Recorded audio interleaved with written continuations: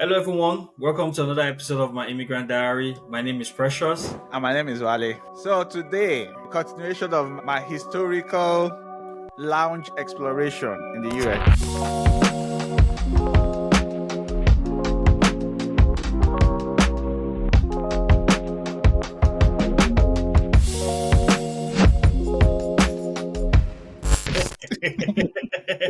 You're not the lounge man. The lounging man.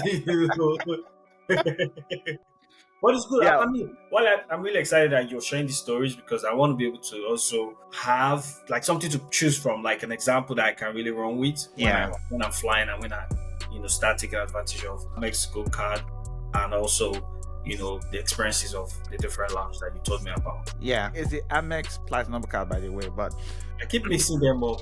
yeah, it's okay. If it's hard to get used to, yeah, just so many terms, but it's okay. Yeah, you're totally right. One of the reasons we're also doing this video is that we want to inspire people, especially immigrants, that when they move, a lot of things can be intimidating. But if you have resources, those things that might seem like mountain can start looking more like hills and something that is a lot more easier to climb. Please, guys, if you have not been watching our videos, especially about setting up yourself for a great credit score, setting up how to get it up and running very quickly, please go back and watch our videos. Our goals right now is to get to 800 credit score, and for me, I've just been living here all 3 years. Yeah, and Precious is a little bit over. Are you up to 2 years yet?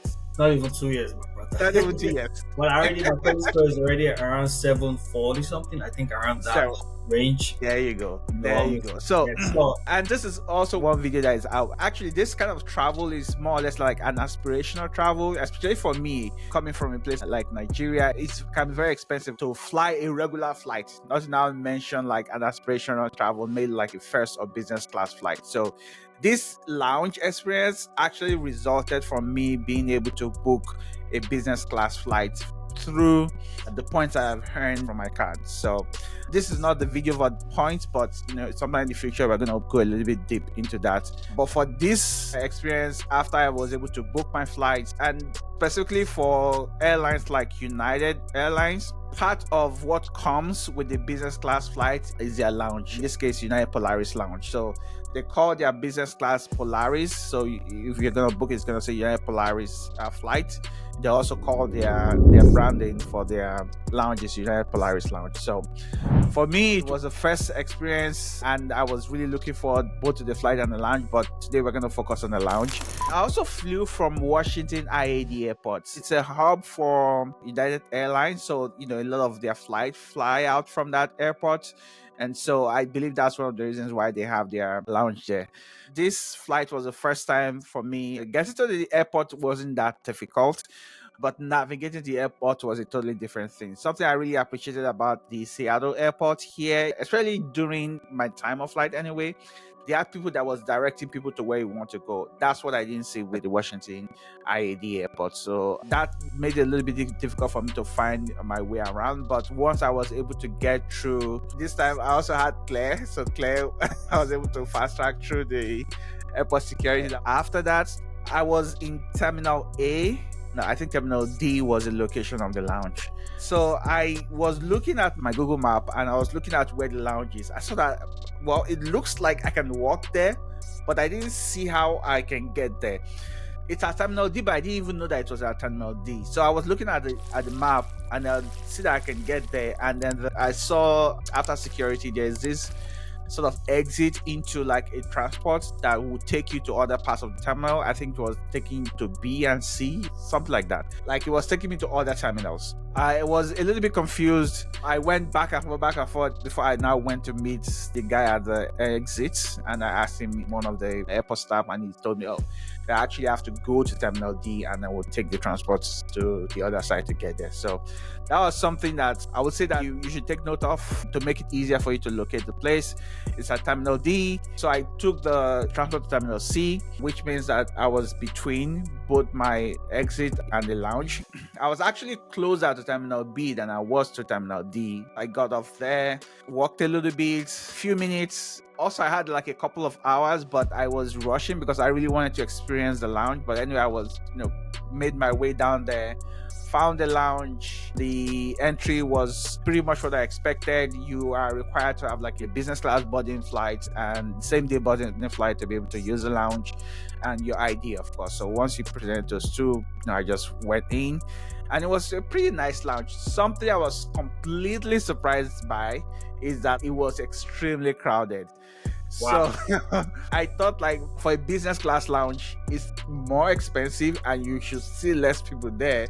But that was not the case. Like I was surprised. Was it on day? Was it because it was on day or just happened?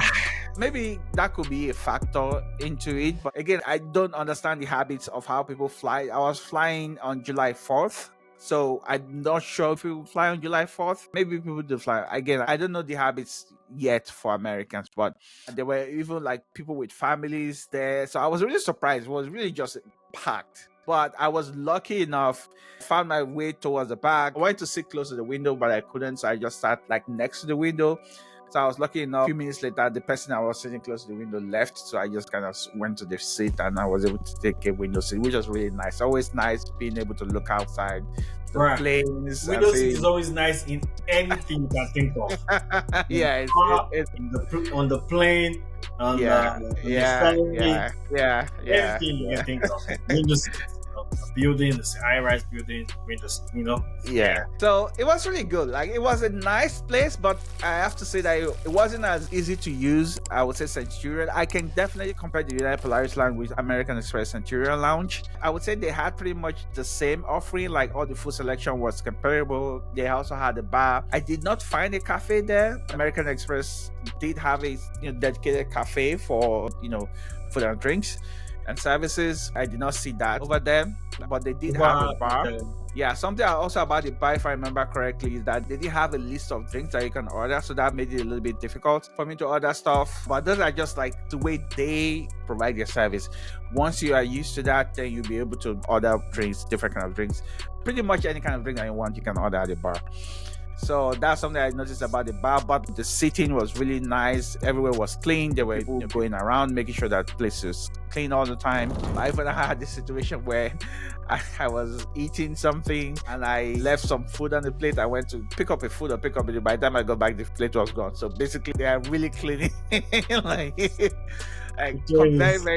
It's comparable to like my experience with American Express Centurion Lounge. This I wasn't disappointed. Now felt like, okay, fine, this is the level I was of lounge experience that I was expecting. It was really nice. I had rice and curry, if I remember correctly. I also had like a little bit of dessert. I like the drink that they serve over there, maybe like lemonade stuff that you can have. Actually, I enjoyed that. I did try explore the bathroom a little bit. Everything was clean. I didn't use the American Express Centurion Lounge bathroom, but I didn't use it, so I can't really compare. But for this bathroom, they had like separate stalls for each person. So if you just want to do your thing, you have your own stall, completely secluded. It's not like in a group or something like that. So that was a nice touch that I really liked. So, but yeah, the place was good. I definitely would use it again whenever I have the opportunity to fly with United Polaris.